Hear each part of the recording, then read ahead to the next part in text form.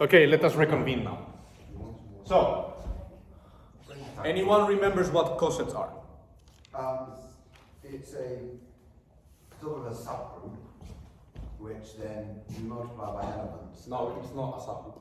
Well, it's a set that you then multiply by elements of the bigger set. So, It's a set where you multiply it by the elements in the thing and it stays in the thing. Sure. Okay, so let H be a subgroup of G. Yep. Yes. Is this left cursor or right cursor, by the way? This is just Left. I'm going to do left. But the right is the exact same. Yeah. So the set of cosets. The set of cosets is the set of G times the whole thing H Yes. for G in H. Now what does this mean? For G, sorry. What does this mean? I'm sorry. I do apologize for the recording. What does this mean? Oh, bloody hell. Where did that come off from?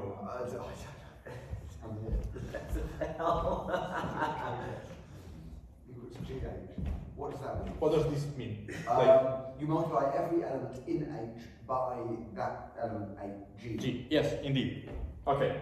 So this is a coset, and this is the set of all cosets. Now, Yes. the set of all cosets is usually written like this. Okay? That's the question. Yes, indeed. That's what a quotient is. Yeah. So that explained the damn thing in the exam. Yes, perfect. Okay, I need you to have most attention because everything I'm going to do is crucial to prove the isomorphism theorem. And I need the maximum intuition for this. Yep.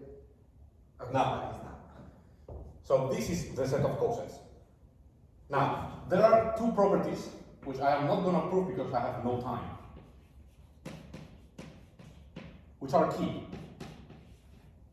Cosets are disjoint Yes. or equal.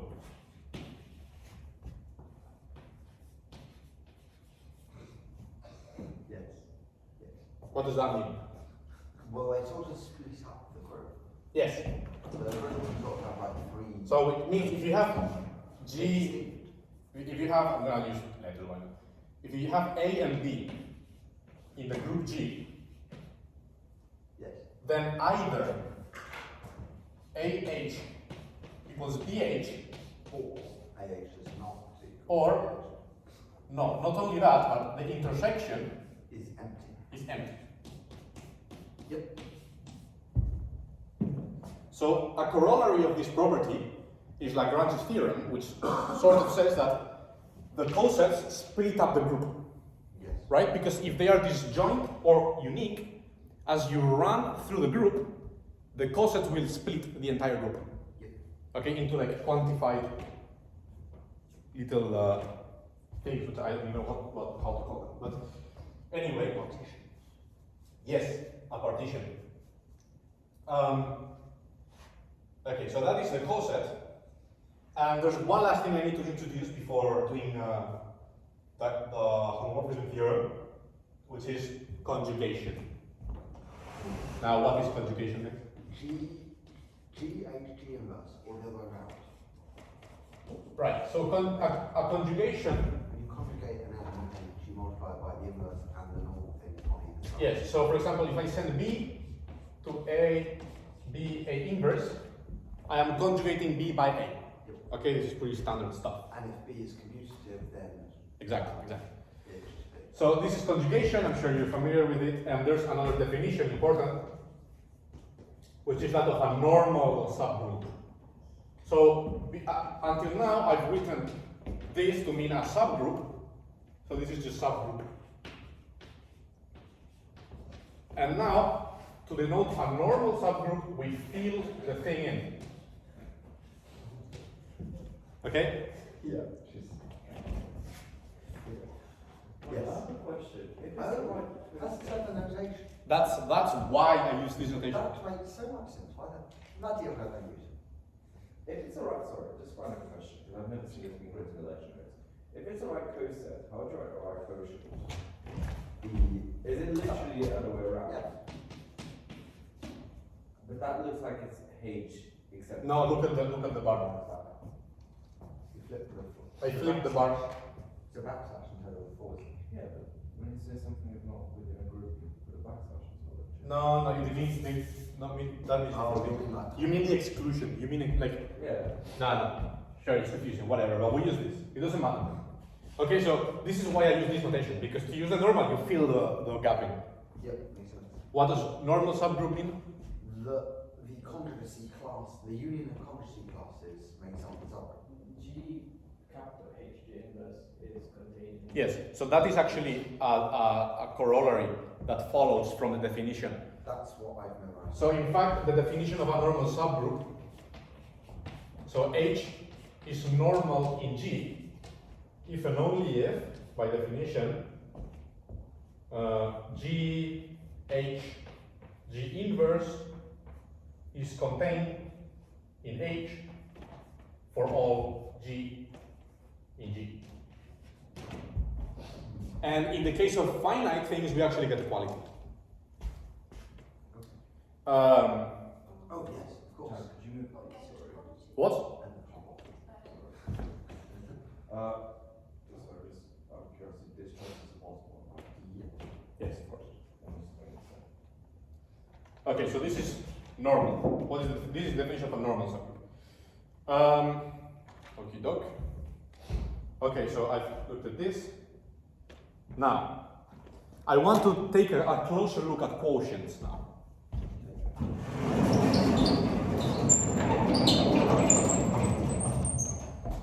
I want to take a closer look at quotients. Maybe I can.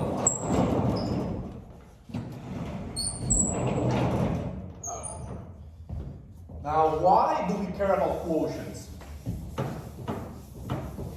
Because that definition is very pretty and whatever, and you can do some math with it, but why do we actually care about it, right? That was not explained either. in the lecture. And I have no clue why. What is it? I have no clue why. Okay. It doesn't make sense. So I'm here to explain it. Woohoo, thank you. So the whole idea of the quotient is we want to generalize the idea of division with numbers to divide in groups. Yeah. Hence the notation. Okay? Hence the pattern. Oh! Oh. It divides the group. Okay, now, Oh but my god, so that's why the theory thinking of Jiggy is Okay. division. I like keep attention because I'm going to formalize what I mean by dividing the idea of the group. Okay? So given that we saw that the cosets partition the group because the cosets are either equivalent or disjoint, the cosets, you can divide a group into cosets, right? You're dividing it just like you divide numbers. So what we actually do is we look at the remainders of the group under H. So let me give you an analogy of something like that.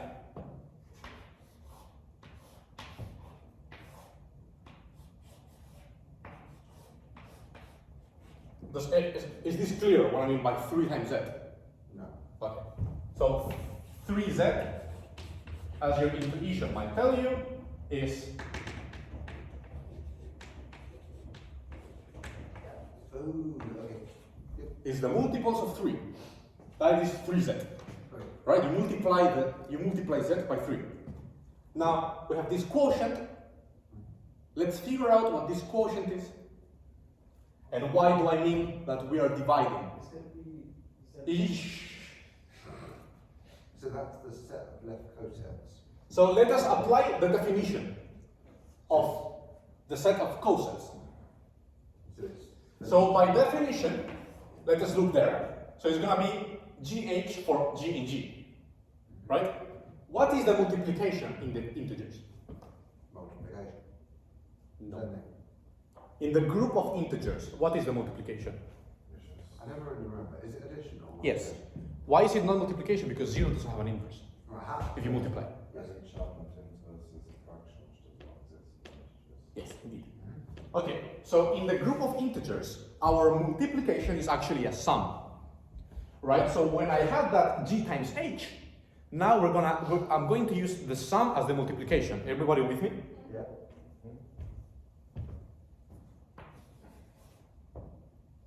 What is our little g up there? An element of z Okay. in this case. So little z. Yep. And now we have our multiplication, which is actually a sum. Yeah.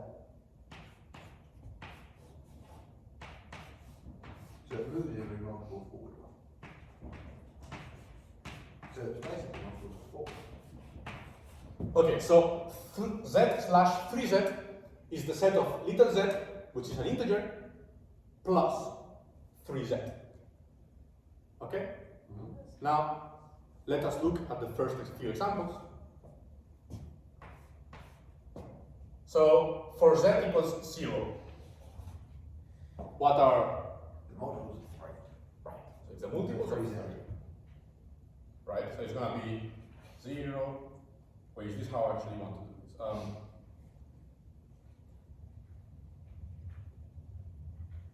Sure, okay. So, And this cancels mod 3. So- There's infinite cosets there. yeah, so what is the coset? So what is the coset? So this is like sets, right? 3z. For 0, it's going to be 3z. 3z.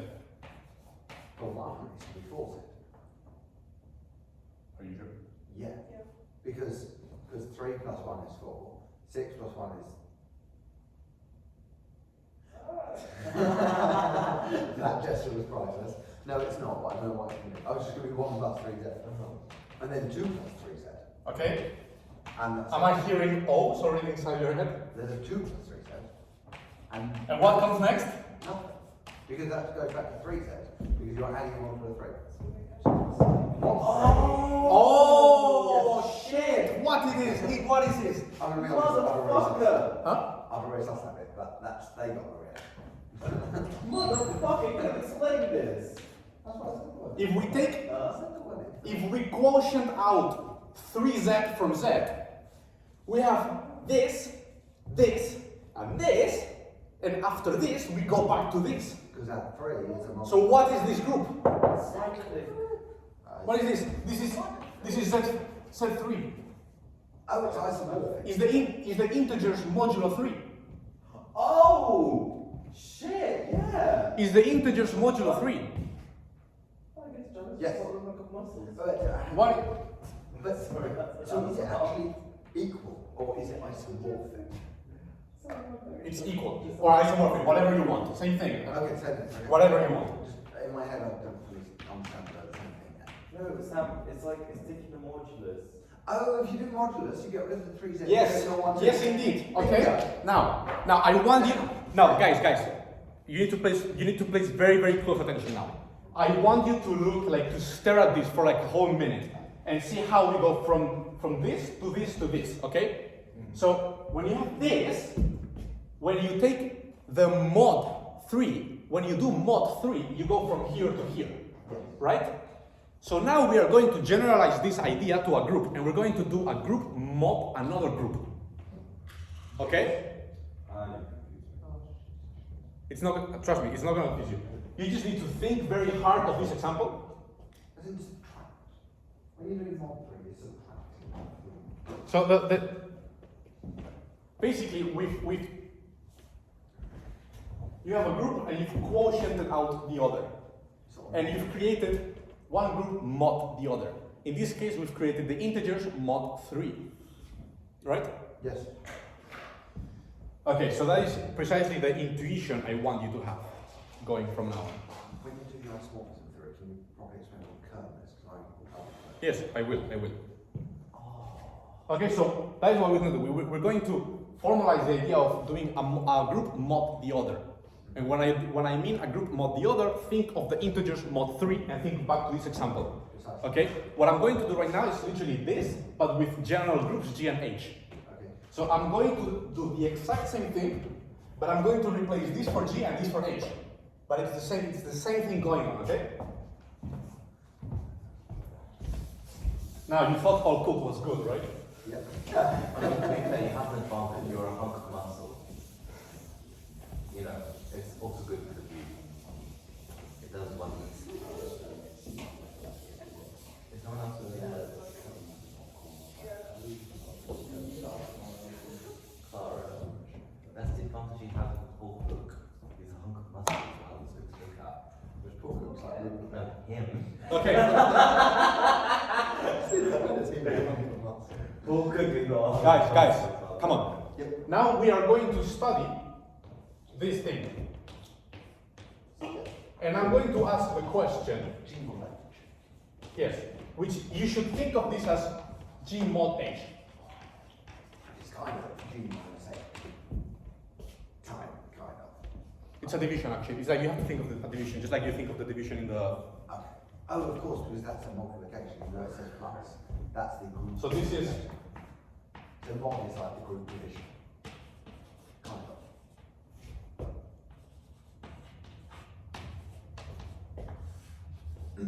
Yep. Right? The question is, when is this a group?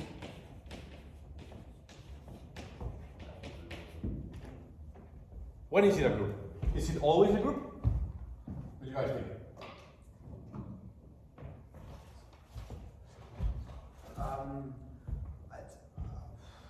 What do you think? Is it always a group? Yes. Okay, I'm going to show you I why. feel like the answer is no. The answer is no. We need a condition on H Yes. for G mod H to be a group.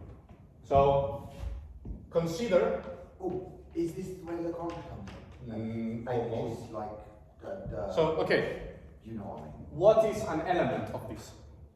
Use G, little G. No, of this. What is an element of this? Oh, H star or binary operator. Using that Little G. definition. Oh, GH. yeah, G. Okay, so an element of this is G1H. Yes. Yeah. Okay? Look at the definition. Make sense? Yep. What is another element of this? G2H? I'm going to multiply them. Yeah.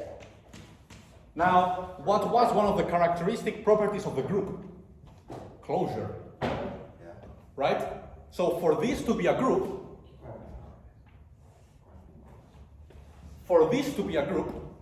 Yep. I necessarily need that the multiplication of these two elements, It's commuted. closure. Okay. Yeah. If I want this to be a group, Yep. I want this multiplication to be in here as well, right? Yep. Because if you have AB in a group, you want A times B to be in the group as well. Yes. We all agree? Yes, we do. Right. So we want this to be something of the form, something times H. Do you agree? Yes. G1 operator G2. Kind of well, isn't it? So, Or should we call it some GK? hang on. Yes, sure. I like that.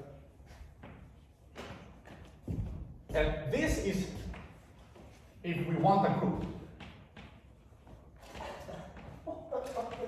Guys, come on. Yep. Come on, guys. Yes. If we want a group, we need this to hold. Hugo, are you with me? Do you agree? I'm kind of just confused why JK specifically was short. We don't care. It's just a name. Yeah, but. Do you want it to call No. BK? Whatever. I don't care. No, I not what I mean, as in, what that is one? GK? I don't know. It's just an element in G. So for this to work, we want this. We're not saying we've got. Look at the definition of. Yeah, but is there any constraints that would cause it? Yes, we'll see. That's what we're going to get. There's look at the definition of G mod H. Yeah, I get that. Don't worry. It's something like that. And if we want it to be a group, we need the multiplication to be closed. So this times this must be something like this. Okay. Right? But if we actually carry out the multiplication, this is G1H, G2H. Yes? Yes. You agree with me? Yes. Now, I am going to do. Sorry, out of curiosity, this is never a group, or this is not always a group? Not always, and that's what I'm getting to. Now, do we agree with this step? Yes. Okay, look carefully because I'm going to pull some black magic now. Hold I've on. just got a question. When we were talking about multiplication in one group as opposed to multiplication in the other. Yes. Oh, hang on. H is a subgroup of G, in which case the multiplication Yes. is the same. Yes. as H. H is a subgroup. Okay, yeah, forgot that. Okay, look carefully. Yeah?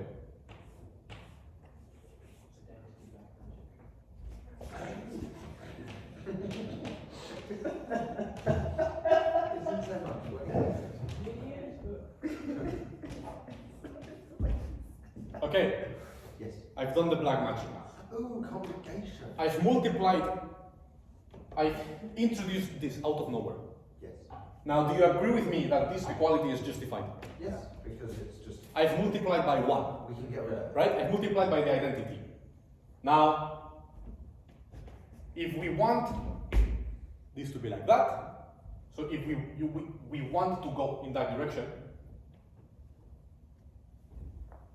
we need. Wow, wait, shit. Same thing, right? Aha, complication. I answered earlier, but it was wrong. Now that's complication. Yes. I need to somehow get rid of that. Ooh, if only if H is normal. Ding ding ding ding ding ding ding ding ding ding. Everybody understands? Yes, Clara, Hugo? Yes, I got that. Yes. Yes. So, Honestly, we need you to teach us this stuff next year. Stop the lecturers. Just make our own timetable with you doing this stuff. if H is normal in G, Yes. look at the definition up there, You get that? I can use this thing. Wait, can we film this? No, pay attention. Yes. Yes, but No, pay attention. Yes. Hugo, Does it matter? for fuck's sake, come on. Does it matter which way around you have the? It's irrelevant. Okay. Because I can just change up here G to, by G inverse. Yep. Yeah, and on the right I will have G inverse, which is G. Ah, of course. But, so what we've concluded is that that expression there is in H. I don't really see what we're trying to do. I'm just trying to answer this question. When is this occurring? When is G? When is this Yeah. G quotient H? a group? And G quotient H is a thing, meaning if the set of quotients, G quotient H is little g capital H. Yeah. Meaning, if we just take two random elements. Yeah, that but are the thing in is, G the quotient, G2 inverse HG2, Yeah. we've related that to that and said that is what does that mean? I'm getting to it. If and only if H is normal, So, then that thing. can I finish? So if H is normal, then we can use that. Yeah. And we can just say that this equals G1, G2, G3. H, H. Yeah. Okay? And H times H is H.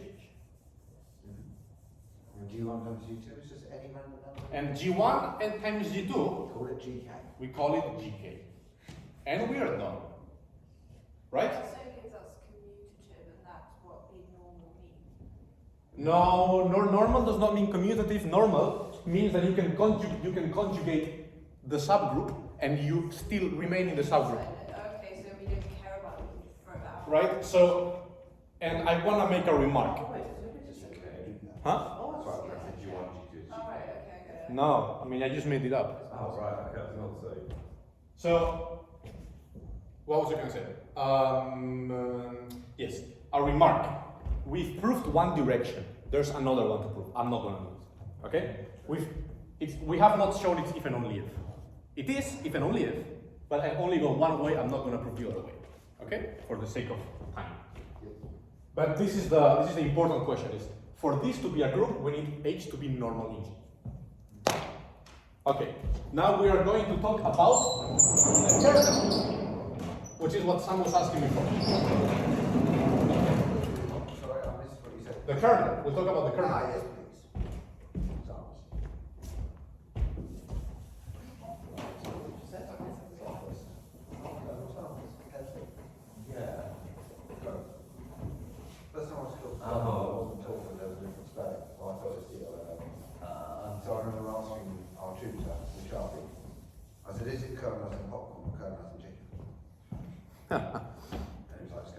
Okay.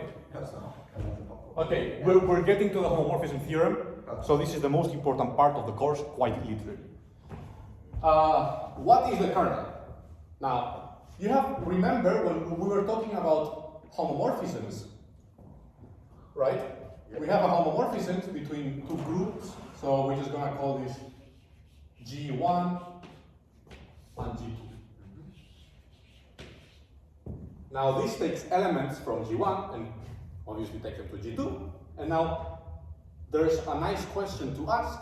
So for example, in the group of integers, what is the operation? Addition, right? What is the identity in that group? It's 0, right? So now let's do a little tangent. When we talk about functions, we sometimes want to ask, when is f of x equals 0? This is a question we usually ask. Okay? Now, this is in a function. This is an element from the domain of the function. Yes? Yep. And this is the identity. It is quite literally the identity, right? Now, I'm going to translate this into group theory. Now, instead of caring about functions, we're going to care about homomorphisms. Instead of caring about the domain, we care about G1. Yes. And instead of caring about a 0, we care about the identity in G2. You see what I've done here? Yeah. Okay, I haven't gotten to the point yet. Okay. So the kernel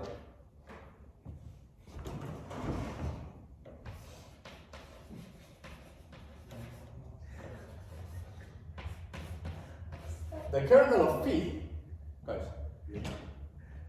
the kernel of phi, doing this analogy, is the set, so we write it as ker phi, and it's the set of elements G in G1 such that phi of G1 equals the identity in G2.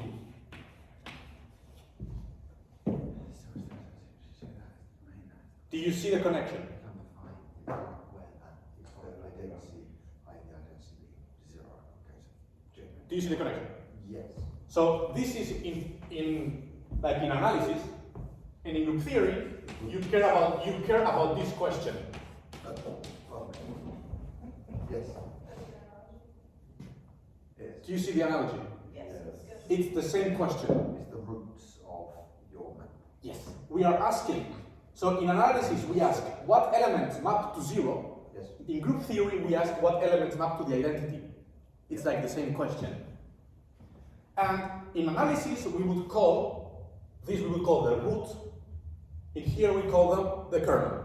Okay. Perfect. Okay, lovely. That is. I have one really quick question, but it's probably already your question, so answer it later. But why the hell do we even care about the roots? What makes 0 important? Why not f of x equals 2? I don't know. Is there like some big I have no mathematical thing I behind have no it? idea. Okay. Well, Yes, maybe very the good. image is sort of the What? definition of the image. G2. No, Oh. Hang on, not but necessarily. Just do But- the but- definition. What G1 maps to G2. So it's like a subset. What is? Okay, so unless it's bijective. another tangent. What is the image of f of x equals x squared? Oh, it's not R, even though that is. Right. So the image of f is not R, No, even though f maps to R. agreed. Right. So we have actually the same connection here. The maps to G2, but it might not map to the entirety of G2. It maps to the image. So the image is like a subjectivity. Yes. Image has to do with surjectivity, And and kernel has to do with injectivity. Oh, motherfuckers, can explain that? I am, and I'm going to blow your brains. I'm going to blow your, because this is the best part. Okay, what's coming right now is the best part of the lecture. Okay, Well, then, can you please actually write down the definition of an image, like the actual formal definition as well? That's right. in the same response, same way that you've done that, basically.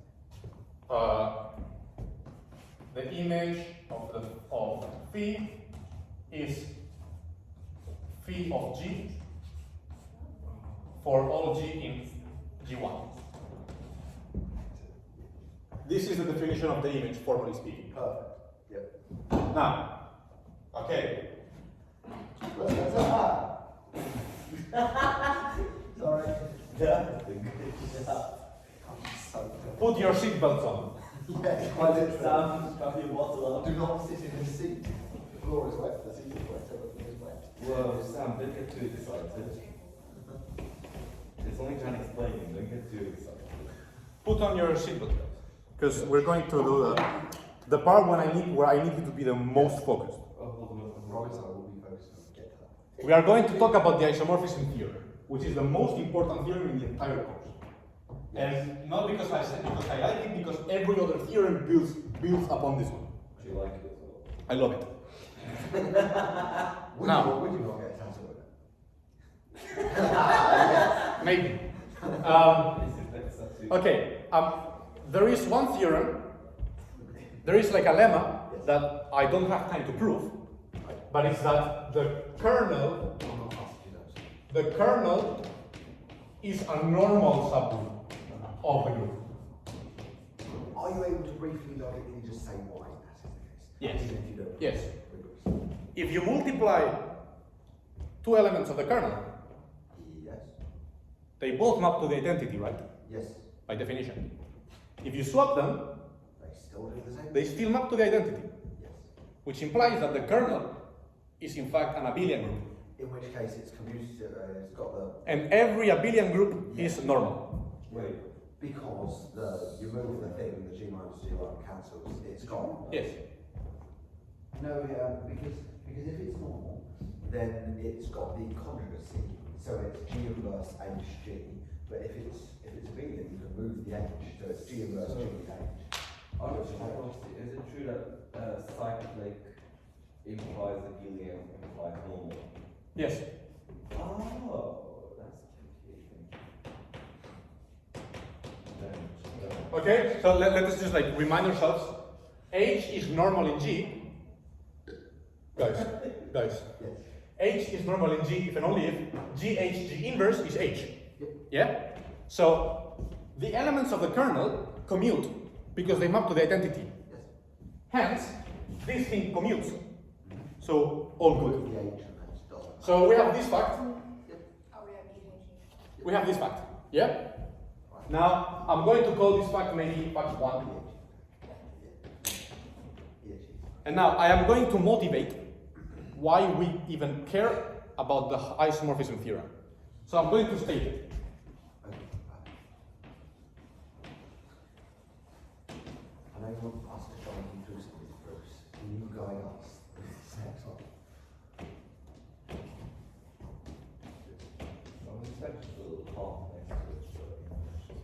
Let phi be a homomorphism between the groups G and H. Can I double check? H is not a subgroup of G. H is, so they're both groups Okay, we've just theoretically picked one. but you're Both working on groups. something. by themselves, okay? They're both groups by themselves, Yep. not necessarily subgroups, not necessarily whatever. No link in the slides. Yes, they are homomorphic. Well, That yeah, is- that link. That is the only link. Yes.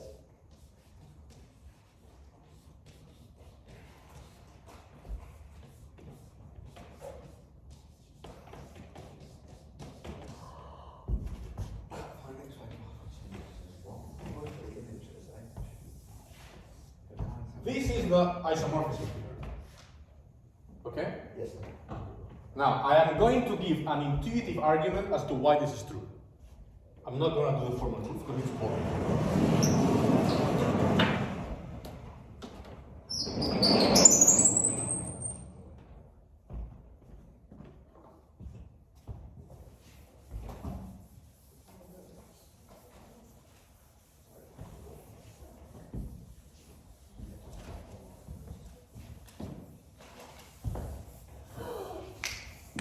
Yes! Oh, mate, you're so right. I've learned so much more bloody groups in this lecture than any of the fucking rest of the year. Well done. Okay. Now, why do we even care why do we even care about the isomorphism theorem? Is because we can impose, guys, the isomorphism theorem lets us impose isomorphism between groups. If you manage to find a homomorphism, which is very easy to find, between two groups, by doing that, you can find an isomorphism between them, which means you can equate groups very easily. Yes. And that is very good. Okay? That is very nice. Now, so that's the motivation, right? Let me see if I have any more motivation. Yeah, so the intuition behind this theorem is to create a way of constructing connections by forcing isomorphisms. Now, what were the two main ingredients for a homomorphism to be isomorphism? Bijective. Yes. And what are the two ingredients of bijectivity? Surjectivity and injectivity. And that other feature, which is that 5G1 U2 is equal to 5G1 5G2. Which I want to do.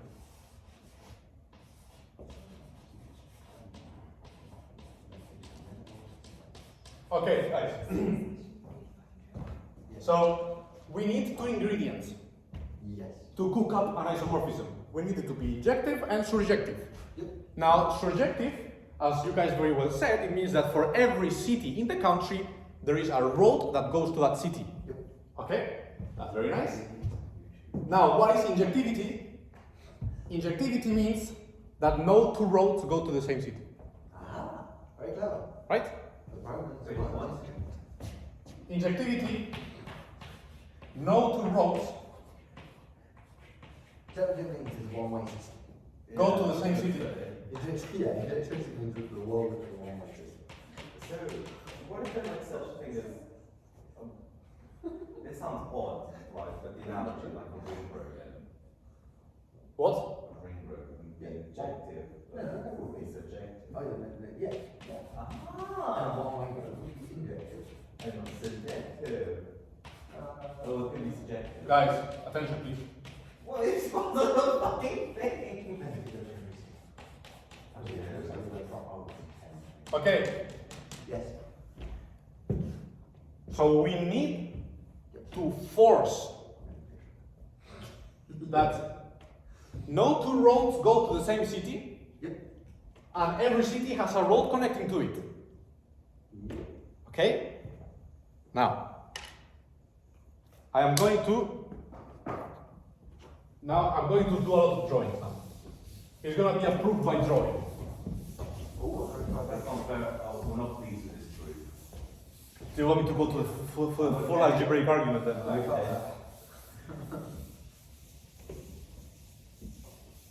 What I'm trying to do here is to give you the most intuition as to why this is true.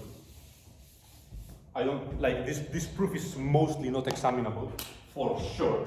So instead of giving the proof which is useless, I am going to give you the intuition as to why it's true. So we have our group G. And we have our group H.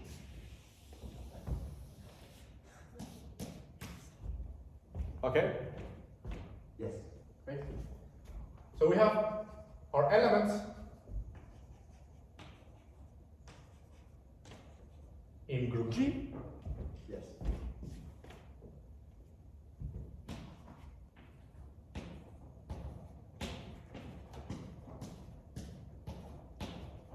And our elements in H. Oh, well, there's more in it. Yes, I need you to pay a lot of attention. Yes. We have some elements in G, and we have a lot of elements in H. Yes. Okay? Now, let us see. So I need another chalk. There's two little bits by the way. Connect dots.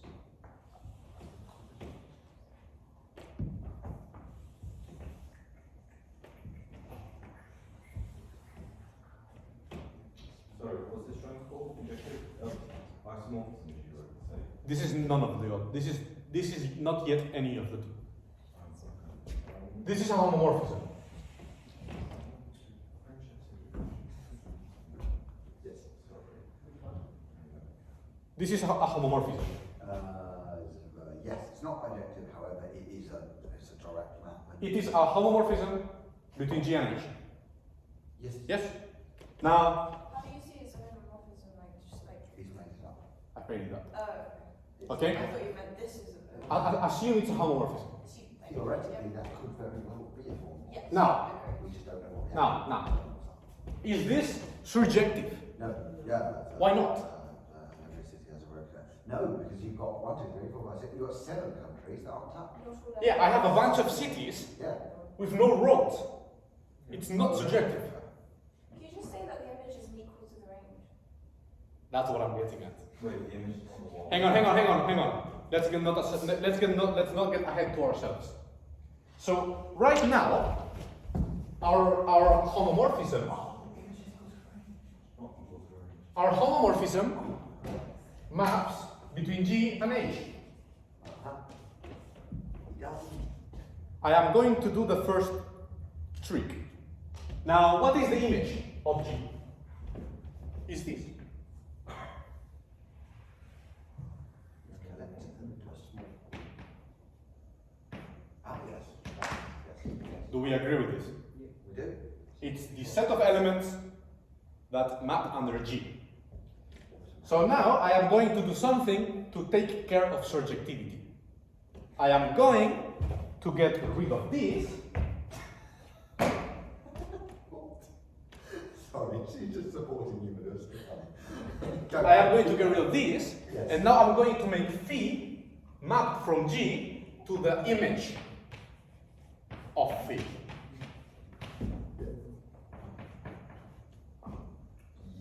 Yes. Is this surjective now? Yes. Yes, it is. It is not injected. It is not injective. That's So where something wrong with the string vertical. we have indeed taken care of surjectivity. Yes. What do you see where we're going?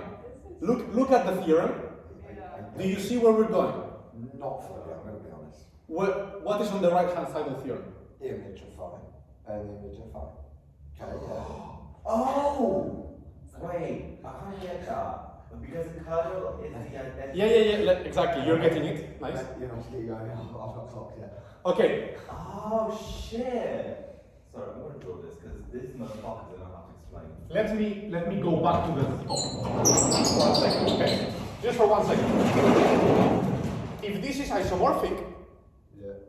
then I have a map phi from G / ker phi on to image of phi that is injective and surjective. Can you just remind me what the slash thing, what the quotient is? The quotient is the mod. G mod H. Oh, because it's a by. G mod kernel. Yes. So G. No. No? G mod kernel. Because Yeah, the kernel is the identity. no. The kernel is a The group. kernel is not the identity. The kernel is It's a- to the identity. Yes. The kernel is a group by itself. Quick question before you move it. The thing at the bottom, is that because it's a homomorphism, so it's a isomorphism, so it's a bijective map? So that's So this is a homomorphism. Okay, so can I double check really? That phi and the phi that you've used in the thing are different. No, this is the same thing as this. Oh, it's okay.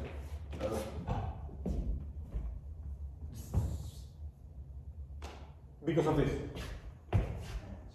Okay. Let's maybe make a little box here Yeah. so we don't forget where we come from. G is isomorphic to H if we have a homomorphism phi from G to H bijective. Ah, okay, of course. Yes, thank you. Now we literally copy. Go straight. Yes. Yep. Alright. Okay. Yep. Now I ask again. Do you see where we're going? I think so. Look at the isomorphism. We're going to have to get rid of a load of points, but Matt. Aha! Right. That's why we can mod it. No. Yes, I get it. Now, let me finish up the argument. But how do we know that's the identity? Let me finish up the argument. I am going to make a little algebraic argument, okay? So bear with me. I need to make it.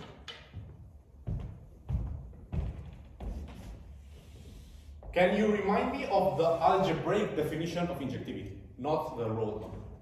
So phi A, can I do it with A's and B's? What? Can I do it with A's and B's? Yes, please. The phi A equals phi B if and only if A equals B. Very good. This is the definition of injectivity.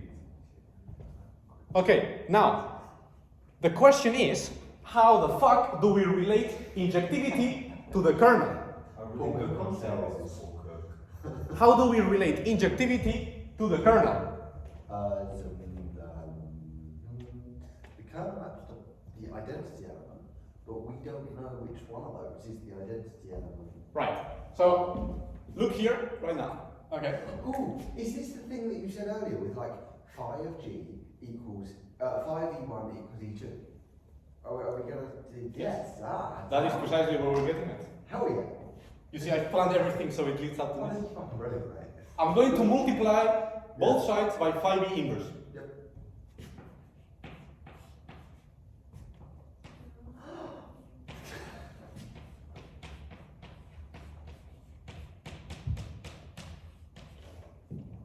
Yep. Yes?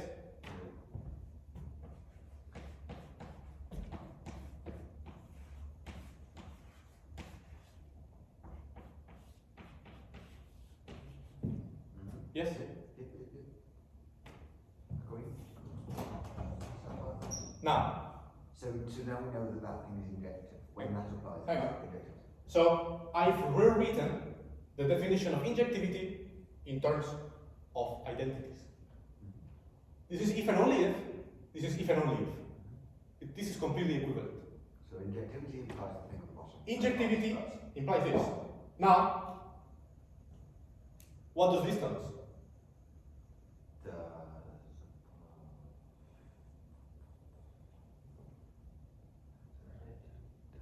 What is this?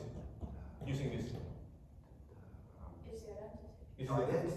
Oh, the identity of one element maps to the identity of the other element.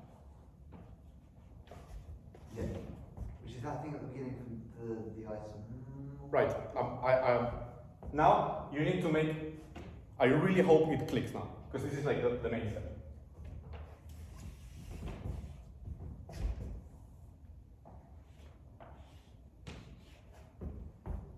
Injectivity, if and only if, this implies A equals B. Yep. Okay. So the only element we want, the only element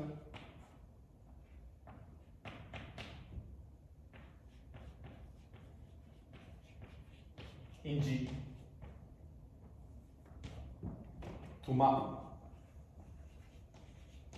to E2 to be E1. Yes.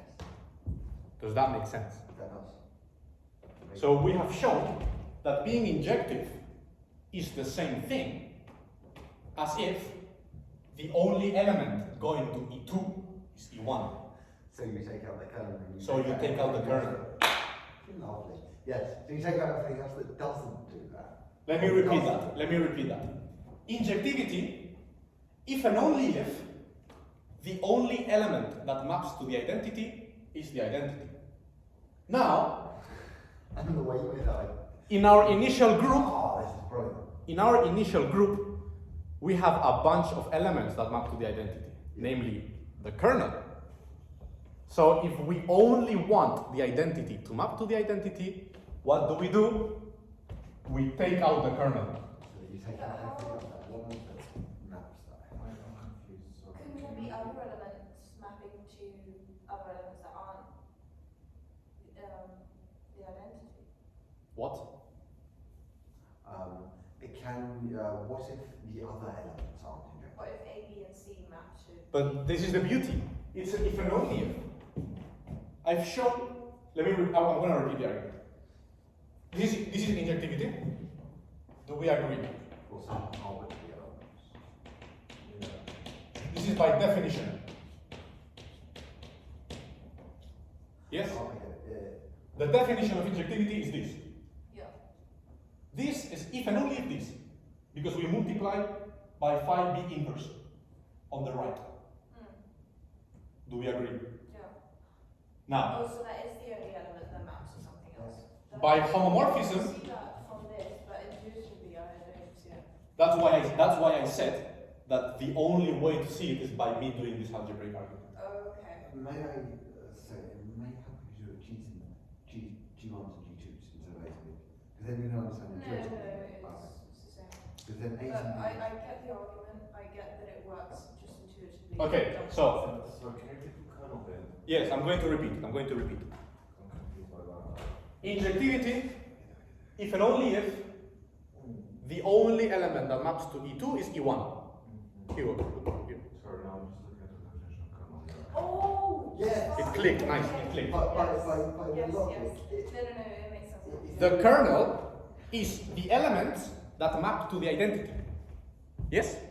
Yeah. I didn't see that it was injected. And injectivity is if and only if only one element goes to the identity, and that element is the identity itself. Yeah. It clicked!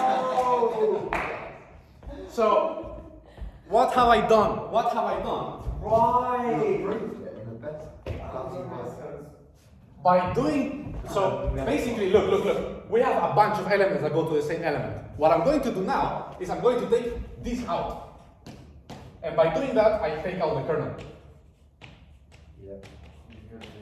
So doing this, I have forced a bijection. But now you're saying that G slash is taking out the kernel? Yes. So G mod, the kernel is taking it out. Yes. Which would be Yes, the same but as think skipping it. back to the integers mod 3. I took out the multiples of 3. We it- ended up with multiples. No. You ended up with 0, 1, and 2, Which is quite literally all the things that aren't. which is the integers taking out all of the multiples of 3. Yes. So we're quite literally taking out everything. So we literally just got rid of these two rows. I take out the kernel, I take out these two rows, and suddenly I have an injection and a surjection, hence a bijection, hence an isomorphism. Sorry. Kernel of phi, I get that bit. But surely if they map to the identity, then the third point will also map to the identity. What? If those two map to the identity, right, because it's the kernel. Surely the third point will also extend. This is only a heuristic. So Like don't think about this as a proof. Just think of this as an intuitive thing to I do. get that, but like, surely, my question is, right, you made us to the kernel, those 2 points. Yeah. Imagine, okay, let me verify this. Imagine this is the identity. That's it. Yeah. That's it. Oh, because the identity will still be part of the crew. Yeah. I'm so tired. And these puppies could have explained it. Okay. Please don't send us Paul Cook. Really don't send us to Paul Cook. And it didn't come on video. Oh my god. It wasn't recorded. The word was too high. Fucking hell. What spot? Sorry, it's not spot. You what? This is, yeah, this is back. This is. So, in fact, we have observed that the map phi is injective by taking out the kernel. And so we got rid of the elements that go to the same element. And that's basically it. That's basically the isomorphism theorem That's for you.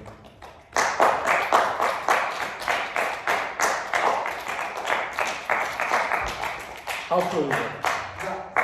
That is. Dan, I really do not want to toot your horn because you're only going to say me, but fuck, you're brilliant. Yeah. Sorry, what did she say? She doesn't want to. Yeah, you are. No, I didn't hear it. I actually didn't. She doesn't want to toot his horn anymore. Because I think it's a really big. But, fucking hell, he's brilliant. Yeah, do it. I mean, you can't do anything by agree. And now that all makes logical sense, and that's all so intuitive and simple, and it's fun and interesting and enjoyable. Oh, Yeah. you don't want to do this one, I wouldn't mind. Never mind.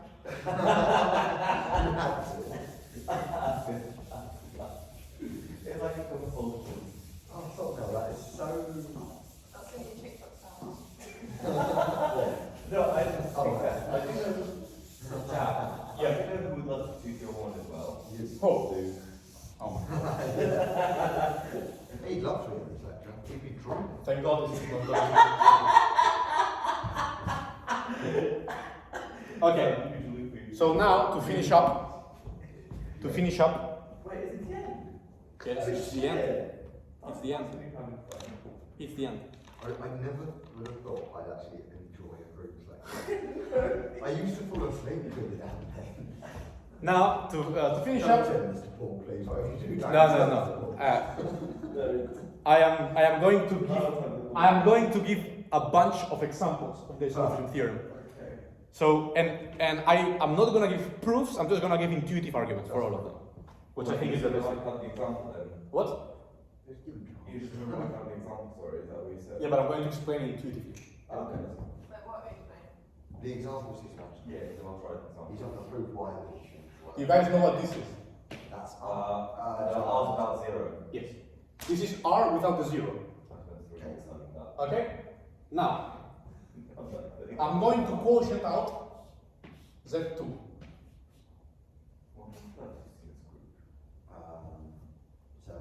Okay? But I'm just not. the odd numbers. Don't say the answer yet. It's not the odd numbers. Because it's R. There's Of course. there's no such thing as odd or pi. Yes. You usually have seen Z2 like this,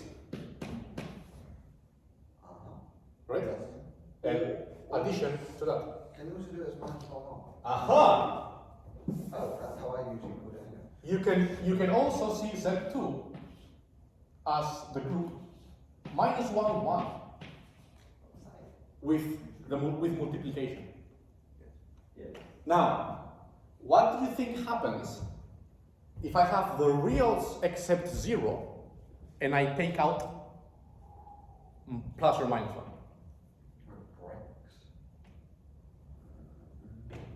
Think of like I'm taking out the idea of plus or minus 1 in the real numbers. You just get 11 to And this is all with multiplication, isn't it? R cross has multiplication, Z2 is multiplication. Does that mean you just positive numbers? Yeah. That is precisely.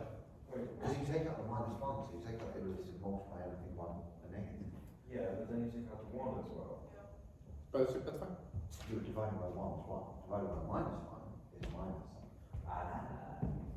So the way you can see this is that in R without the 0, you have in fact 2 copies of the positive reals.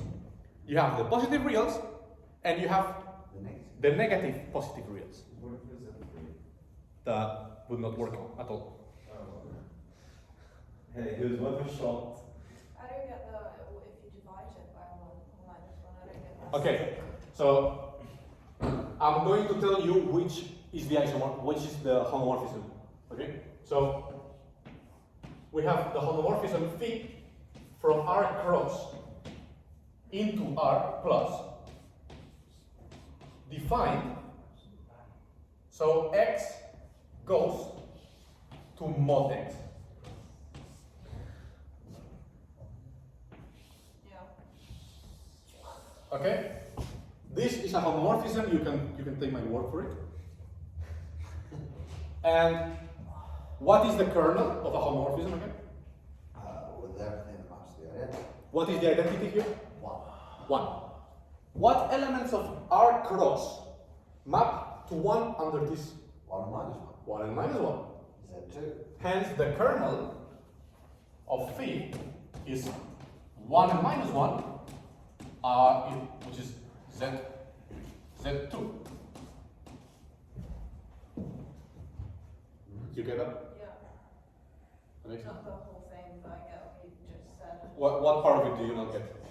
So, Z2 is 0 and 1. no, well, yeah, but it can also be 1 and minus 1. Why? What happens if you multiply minus 1 by minus 1? 1. And 1 is identity, right? Yeah. Now in the Z2 you consider, which is 0, 1, what happens if you add 1 to 1? It's 2. Which is? 2. Which is? Mod 2. Because it's Z2, it's mod. It's like Z2 mod. 0. Which is identity.